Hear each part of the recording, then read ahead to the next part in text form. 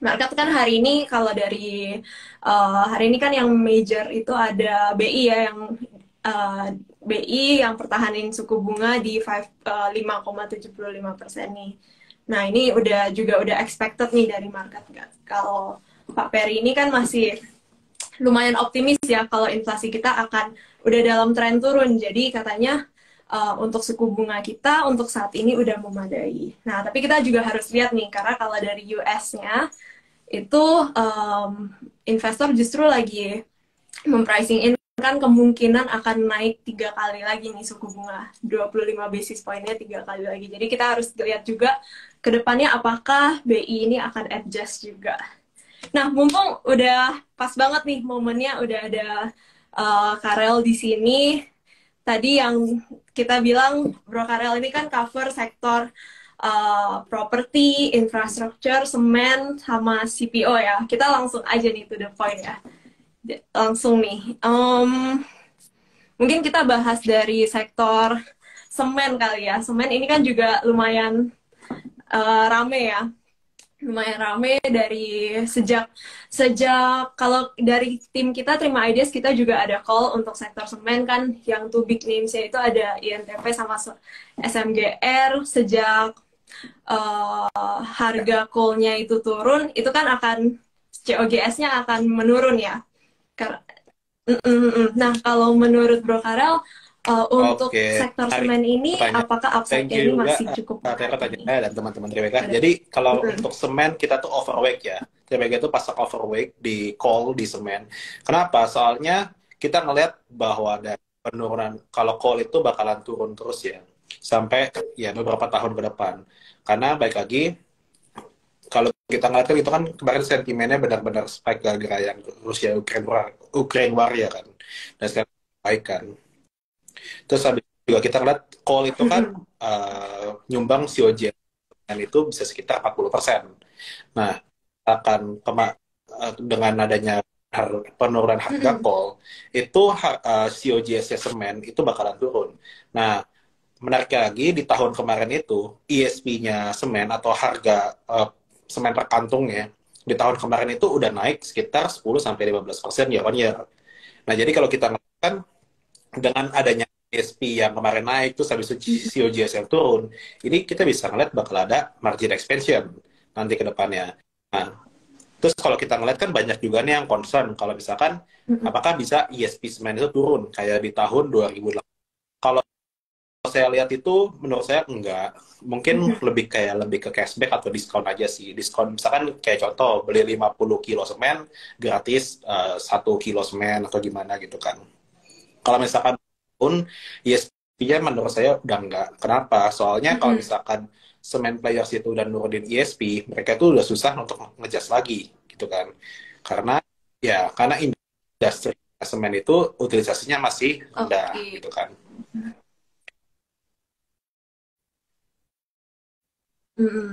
Mm-mm. ASP itu average selling price ya teman-teman. Jadi itu harga jual Terus semennya ya. juga Mm-mm. Oke, jadi kalau dari segi ASP udah di-adjust ya tahun lalu ya.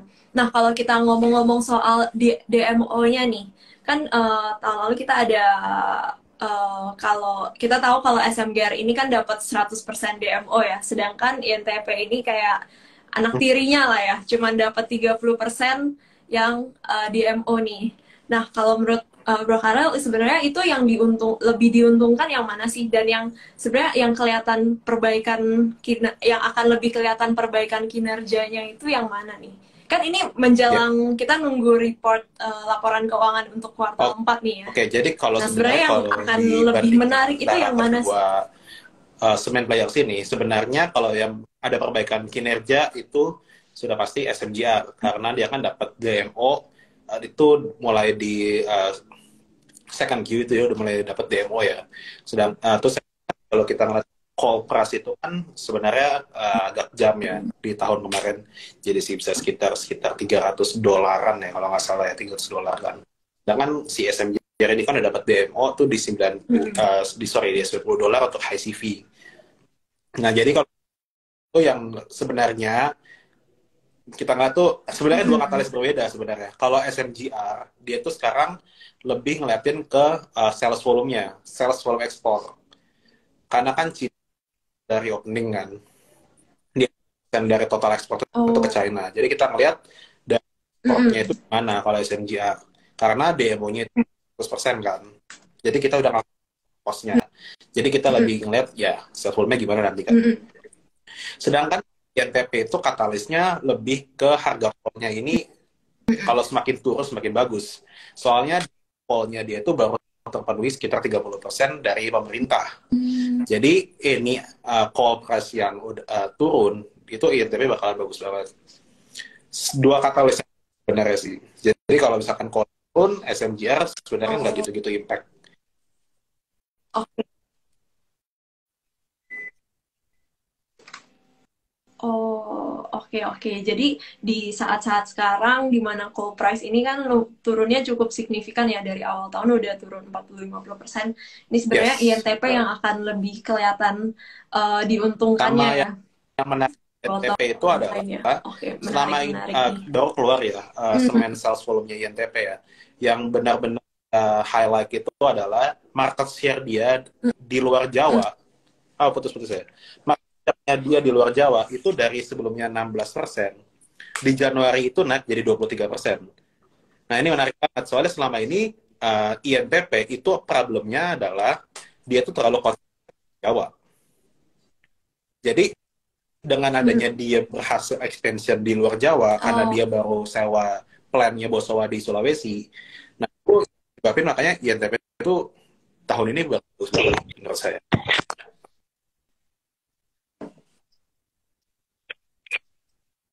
oh, oke, oke. Jadi dari Yang market offset share-nya Jawa. itu naiknya signifikan banget ya, dari 16% ke 32% nih. Yang outside Jawa, dan apalagi sekarang dengan ada perkembangan IKN dan lain-lain di luar Jawa, itu Yes. juga sebenarnya juga menjadi katalis positif ya. Oke, menarik banget nih. Oke, kita move on deh ke next sector. Ini kan juga kalau ngomong Ya, semen udah. ini kan juga ada kaitannya nih dengan properti ya.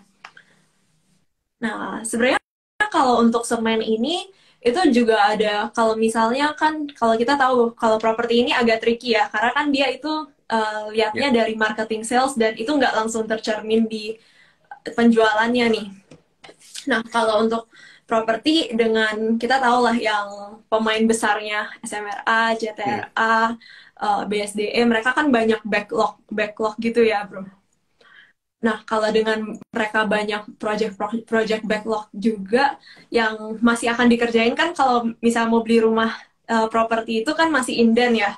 Nunggu berapa tahun lagi baru serah terima. Nah, itu juga sebenarnya akan menguntungkan nggak untuk semen? Nah, ini Iya, masih sedikit tetap aja kan. nyentuh Jadi gini, sektor marketing semen dulu sales nih ya. property development itu Mm-mm. semenjak 2 tahun kemarin itu kan bagus banget karena ada lagi Mm-mm. free PPN, terus habis itu ada 0% gitu kan, dan suku bunga itu kan tahun Mm. murah banget kan.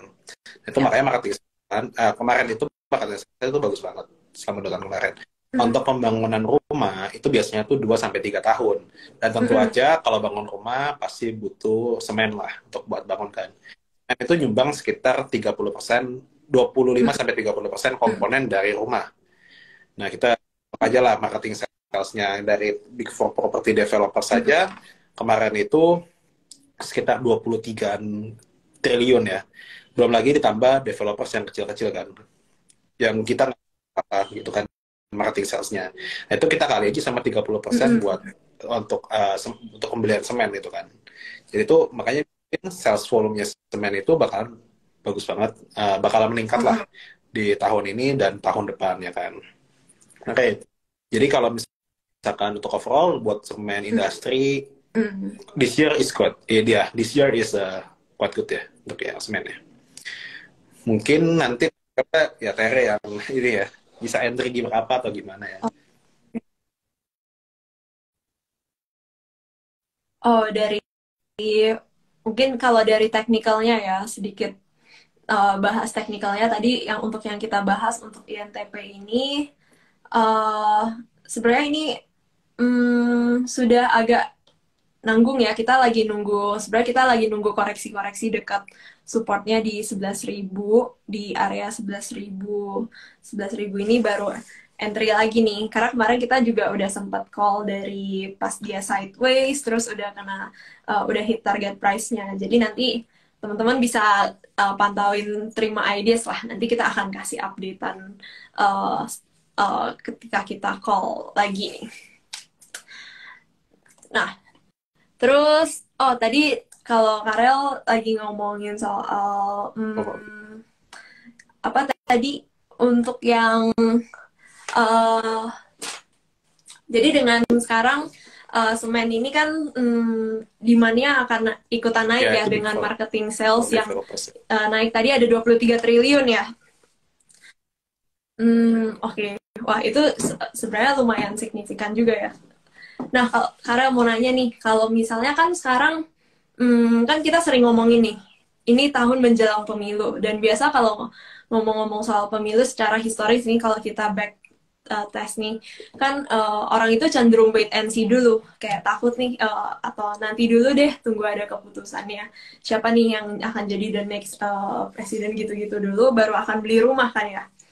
Dan juga sekarang suku bunga naik, bunga KPR juga naik. Nah, apakah ini akan seberapa ngaruhnya sih ke demand untuk properti politik untuk ya emang historical biasanya tuh agak softening ya. Tapi kalau politik sekarang sebenarnya bukan isu yang gimana banget sih. Yang penting itu kan kita ngeliat bahwa KPR itu kan emang lagi day 7-day report itu kan naik ya kemarin kan. Terus habis itu juga kita ngeliat kan ya kemarin udah banyak yang beli, apakah masih bisa demand-nya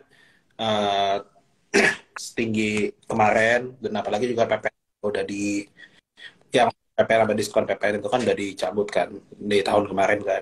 Jadi kita lebih ngeliat ke situnya sih sebenarnya. Jadi kalau kita ngeliat, dan juga kemarin ya kita ada survei lah ke pembelian expo properti ya, kita ngeliat bahwa agak softening sih untuk demand properti ya. Jadi nanti mungkin akan mulai strong lagi ketika ya ada BI ngangkat suku bunga gitu kan. Terus habis itu juga mungkin itu kan diprediksi kan biasanya kan sih ya setelah pemilu selesai gitu, gimana gitu kan. Lebih ngeliat ke situnya sih.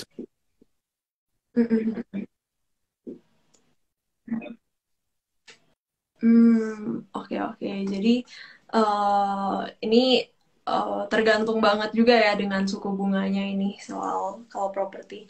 Nah, kan tadi kalau kita ngomong properti ini sektor yang cukup tricky ya, karena ketika dia mencatatkan marketing sales, itu nggak langsung ke transfer dan kita bisa lihat langsung nih di laporan keuangannya, karena itu hanya secara akuntansi ya. Itu hanya bisa dicatat ketika sudah serah terima. Dan tadi yang Bro Karel bilang 23 triliun itu, nah itu kapan sih kira-kira kapan baru akan terlihat nih di laporan keuangannya? Itu kan sebenarnya yang investor pengen ya. Lihat kalau earningsnya ini beneran ada nih gitu. 2024 2025 ya. 2024 2025. Kalau untuk yang marketing sales realization-nya ya.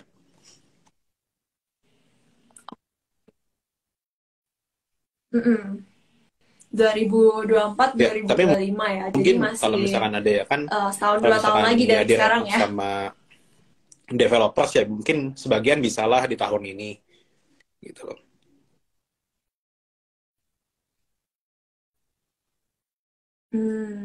Oke. Nah, ini ada pertanyaan nih dari Abdullah soal WSKT. Tapi nanti dulu deh. Kita hold dulu karena nanti kita baru bahas soal yang infrastruktur. Oke.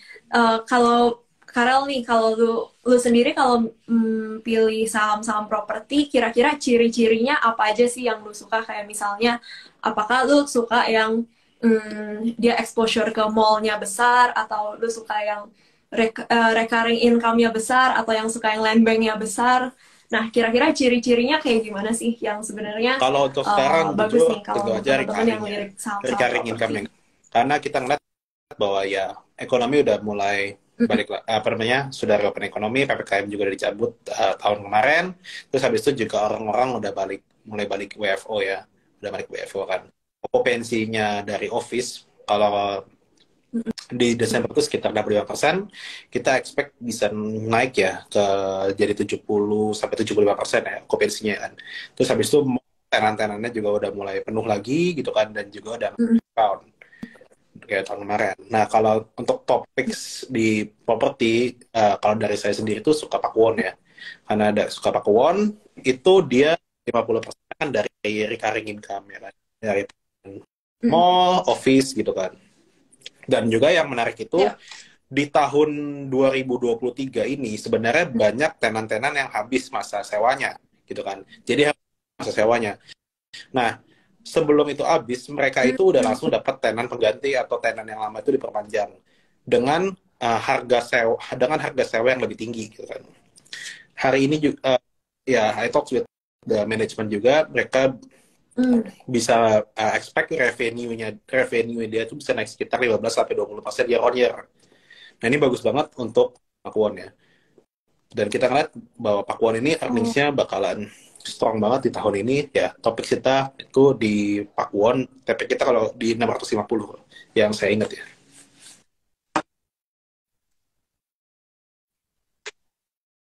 Oke.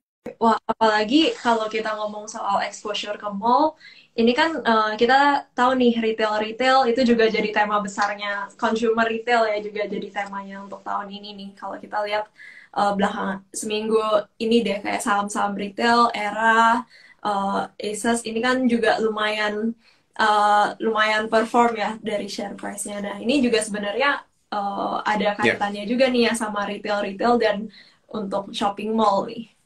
Menarik. Jadi dia bisa bisa perpanjang dia punya masa sewa dan juga bisa naikin harga yes. dan tetap Jadi secure recurring income-nya ya. jam ya. Menarik banget. Oke, jadi untuk Yes, emitennya Pakuwon. itu Dan ya Pakuwon ya Sumarekon yang kedua dengan ya. recurring income yang paling tinggi. Oke, Pakuwon and Sumarekon nih teman-teman bisa catat nih, pas banget nih ada teman kita yang nanya boleh minta view-nya untuk Pakuwon. Oke, semoga menjawab ya. Oke, terus mungkin kita bahas saham-saham karya kali ya, konstruksi nih. Saham-saham konstruksi gimana nih kalau Bro Karel lihatnya? Ini pas banget nih hari ini juga WSKT ini disuspend ya. Sudah disuspend WSBP ya yang sudah disuspend sejak kapan? Ya. Udah sekarang giliran WSKT-nya juga disuspend. Nah, kalau Karel sendiri ada Oke, view jadi nggak untuk untuk saham-saham konstruksi waskita atau WSKT sendiri mungkin khusus? nanti tunggu ruponya dulu. Kan di suspend karena kan dia kan ada penundaan pembayaran obligasi kan ya. Ngeliat ke ruponya dulu sih gimana sih. Tapi kalau misalkan OSKT-nya bisa bayar atau enggak, saya yakin bisa gitu kan. Karena baik lagi perusahaan yang kuat juga, terus habis itu juga ya udah berdiri sejak lama juga kan. Terus habis itu ya mungkin dari pemerintah akan ya ada something lah untuk WSKT ya. Dan kita harus menunggu ruponya gimana ya. Mungkin nanti bakalan ada dari pembayaran project-projectnya dia dipercepat atau gimana gitu. Saya nggak tahu. Tapi kalau untuk sektor konstruksi Oh, sendiri, oh. jujur dengan kan begini, maksudnya dia kan debtnya kontraktor itu kan masih lumayan tinggi ya, ya kan. Terus habis itu interest rate itu kan naik ya beberapa naik beberapa kali kan. Jadi itu ya menghambat earnings growth-nya dia. Jadi kalau saya lebih ngelihat mungkin wait and see dulu untuk kontraktor, kita ngelihat bahwa ketika ada earnings improvement baru kita take a look lagi ya untuk di kontraktor sektor, construction sektor ya.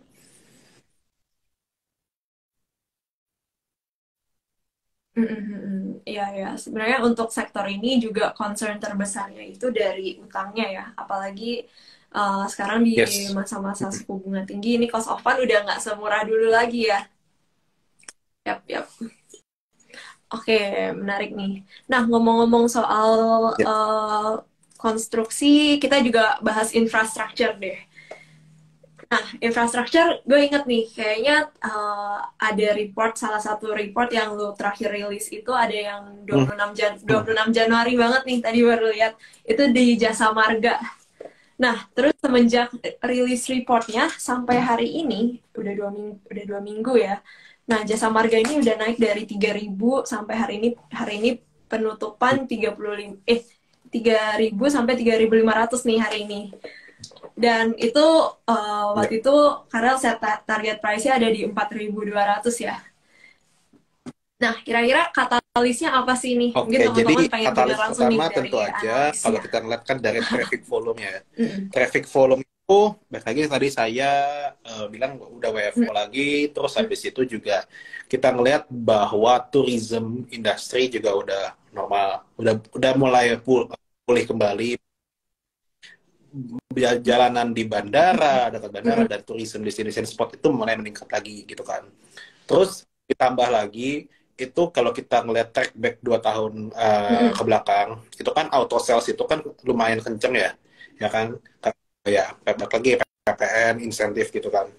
Mm-mm. Nah, itu kalau saya track back ke belakang, korelasi antara auto sales dengan jasa market traffic volume itu korelasinya Mm-mm. sekitar 0,8 sampai 0,9 kali.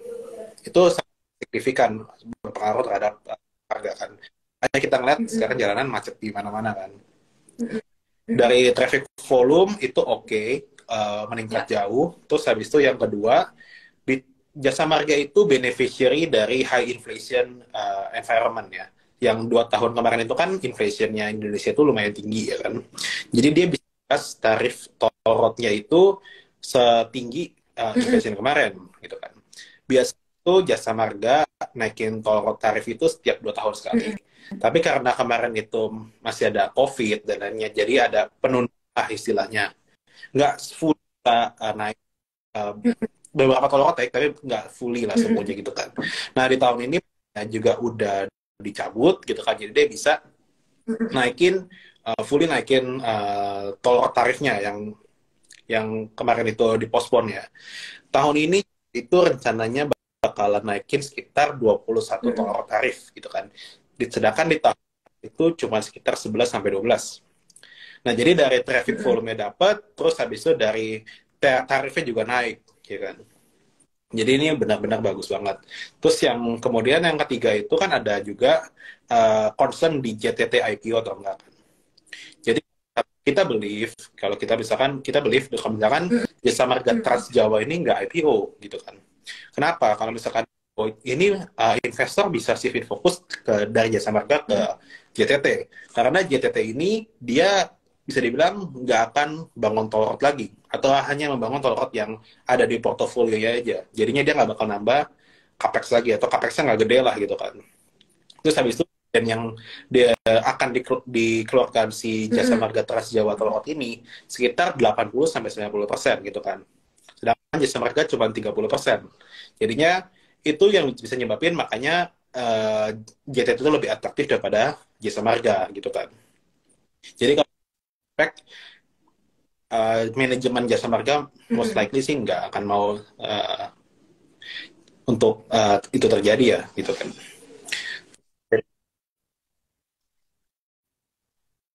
Oke, jadi untuk JTT ini Dari ada ya langsung ke potensi strategic akan investor gitu kan. divestasi Terus ya? habis itu yang kita lihat juga sekarang kan ya ini faktanya Oh. adalah pemerintah itu kan Mm-mm. revise down pembangunan tol itu 1.000 kilometer kan. Tadinya pemerintah targetin sekitar 2.400 kilometer, jadi Mm-mm. cuman sekitar 1.400 kilometer. Ini ada investor daily ya beberapa hari kemarin ya. Jadi ini makanya kita harga itu untuk capex-nya bisa di tone down gitu kan. Iya. Jadi kita lihat ya harga good ya untuk diinvest ya.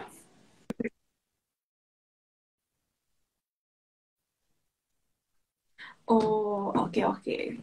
Oke. Eh Agak itu di third untuk Q divestasinya itu 2023. rencananya Februari ya kalau nggak salah ya? Oh, third Q. Oh, oke. Jadi masih sometime ya. Oke, menarik sih tadi dari volume traffic ya. Ini teman-teman yang mungkin setiap hari perjalanan ke kantor atau kemana yang tinggal di Jawa, Jakarta merasakan ya trafficnya sudah mulai meningkat, dan kita kalau lihat dari penjualan mobil itu kan juga bahkan udah balik, bahkan lebih tinggi dari level pre-pandemi nih. Nah, jadi udah bisa ngerasain kalau udah keluar rumah nih, wah macetnya udah semakin berasa nih. Nah, ini tentunya langsung ada korelasinya nih, langsung benefitnya ke jasa marga. Apalagi yang gue ingat juga terakhir itu kan juga pernah sempat live sama analis kita, Kak Ando kan.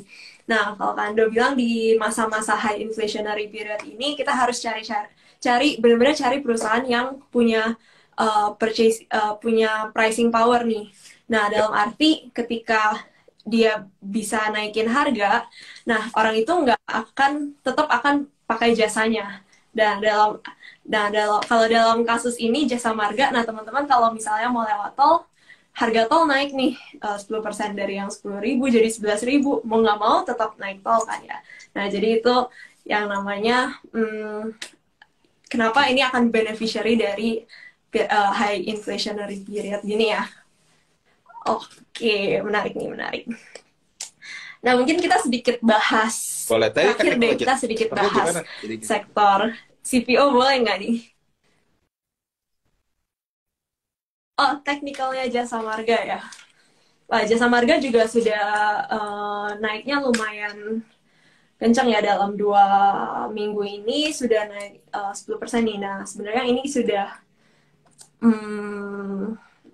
di level 3.500 ini, sebenarnya ini udah level resistance-nya kita, dan hari ini dia volumenya juga cakep banget nih, udah break. Jadi teman-teman kalau mau entry mungkin bisa tunggu pullback dulu nih, tunggu pullback dekat area 3.300 daerah sini, bisa melakukan entry lagi karena dia masih dalam uptrendnya ya, membentuk higher high dan higher low terus nih untuk jasa marga. Jadi asalkan dia masih dalam uptrendnya, ini masih sangat menarik, asal cari titik entry-nya aja. Oke, mungkin yang terakhir nih mau nanya soal sektor CPO deh. Nah, hari ini kan harga CPO kan lumayan menguat ya, udah di atas 4.000 setelah sideways sekian lamanya. Nah, kalau untuk CPO ini, kan kita tahu nih sektor CPO ini cukup lagging ya, karena emang mungkin banyak uncertainty nih dari regulasinya. Nah, kalau menurut Bro Karel nih, untuk CPO ini apa sih driver-driver yang bisa ngedrive saham-saham CPO ini kembali bullish lagi nih? Apakah jadi masih kalau ada untuk CPO kita melihat itu kan dari regulasinya masih gray ya, masih belum pasti juga gimana kan untuk masalah yang DMO. Untuk yang ngedrive itu gimana nanti itu tergantung, kalau menurut saya itu tergantung dari DMO-nya. Kalau DMO-nya itu agak loosening, itu bakalan ngedrive untuk saham-saham CPO. Karena kan sekarang lagi ya, CPO itu kan harga dari globalnya itu masih tinggi gitu kan. Dan sayang banget kalau misalkan nggak enjoy lah CPO player kita terhadap harga global yang tinggi ini gitu kan. Jadi sebenarnya lebih tergantung demo-nya gimana ya. Sama Levi sama CPO text-nya. Oh, jadi CPO itu ada dua. Ada ya, teks sama Levi. Kalau misalkan ada penurunan, ya tentu aja itu ya beneficiary banget buat CPO sektor ya. Soal CPO sektor itu juga bisa dibilang dari segi price to earnings juga sangat murah ya. Kayak PUBG dan DSNG itu cuma di 6 kali P gitu kan. Dan dividennya itu bagus banget. Dividen payout ratio itu 30% ya. Kalau saya hitung-hitung, bisa dividen yield itu bisa sekitar 7% sampai 8% dari CPO. Nah, sektor juga on juga gitu kan. Penurunannya menurut saya terbatas gitu kan. Jadi ya, I think CPO sektor menarik sih sebenarnya.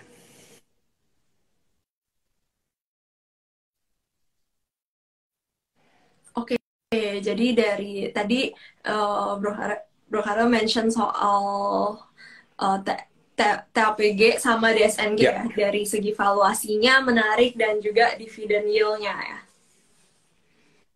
Oke, jadi ini boleh teman-teman perhatikan, dan untuk usia pohon tentunya mereka yang tergolong yang masih muda juga di usia 13 tahun gitu kan. Sedangkan Ali dan LCP itu udah di sekitar 17 sampai 18 tahun. Jadi yield-nya itu mulai turun. Sedangkan PUBG dan SNG ini karena umurnya masih 12-13 tahun, production yield-nya itu masih naik.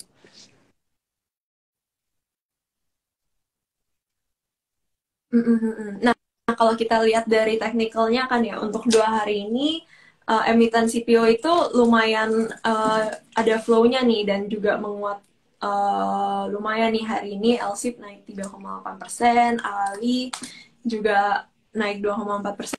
Nah, menurut Bro Hmm. Karel nih, apakah ini bisa jadi mulai dari kembali uptrendnya sektor CPO nih? Apalagi dengan kemarin ada kebijakan soal B35 ya, biodiesel Ya. yang B35 itu kan mulai mulai Oh, efektif bulan Februari ya. jadi Nah, sebenarnya itu mungkin dampaknya untuk ini ya, sebesar apa saya sih coba untuk jelasin emit? industrinya sedikit Mm-mm. ya. Jadi untuk CPO Indonesia itu tuh produksi sekitar 50 juta ton gitu. Sedangkan consumption-nya kita di domestik itu Mm-mm. sekitar 20 sampai 22 juta ton. Nah, 10 juta tonnya itu untuk cooking oil dan sisanya Mm-mm. itu untuk biodiesel. Nah, jadinya untuk biodiesel yang B30 itu dari Mm-mm. government sendiri forecast B30 itu konsumsi sekitar 10,5 juta ton. Sedangkan kalau jadi B35, berarti itu bisa jadi sekitar 11,5 sampai 12 juta ton. Nah, itu sangat signifikan ya naiknya ya. Jadi kalau kita ya balik lagi, jadi selama ini kan kita terlalu depends ya Mm-mm. sama ekspor kan, CPO ekspor kan. Karena dari kita nggak bisa menyerap lah gitu kan, kapasitasnya terbatas kan. Jadi dengan adanya bio ini Mm-mm. ya kita bisa uh, nyerap juga produksi kita dan Mm-mm. kita juga bisa untuk uh, ya stabilin harga diesel ya di Indonesia ya gimana ya. Gitu sih. Oke, oke, menarik, menarik. Jadi itu kita bisa nyerap untuk Ya, production-nya kita dan juga bisa increase demand dalam negeri juga ya, which is beneficial semua yang produsen CPO ini. Oke, mungkin untuk hari ini itu aja. Mungkin dari Karel ada closing statement gak nih buat teman-teman yang oh, sedang oke, mungkin berjuang kalau pesan mencari dari cuan saya di adalah di market tahun juga ini nih? kita harus melihat company yang bisa ngasilin earnings growth ya. Itu paling penting ya. Terus habis itu kita juga harus melihat dari segi valuation-nya gimana, apakah masih under on juga atau masih murah atau enggak. Tapi yang paling penting menurut saya tahun ini adalah tahunnya company yang bisa buktiin kalau dia bisa growth, earnings itu bisa growth gitu kan. Karena balik lagi, gitu ya. Mungkin nanti kalau misalkan Oke, untuk oke, masalah menarik entry banget nih. point-nya ya Hmm. Tere lah jagonya gimana.